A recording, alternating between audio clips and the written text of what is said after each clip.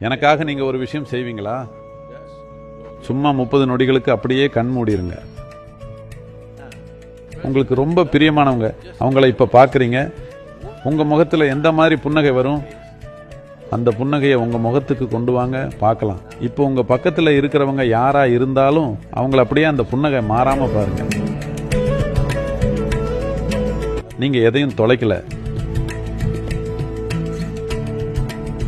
வாழ்க்கை ஈடுபாட்டால மட்டும்தான் நடக்கும்.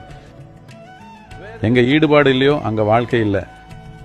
ஈடுபாடு தான் வாழ்க்கையோட அடிப்படை. இங்க ஓடுறது கடிகாரம் முள் இல்லை,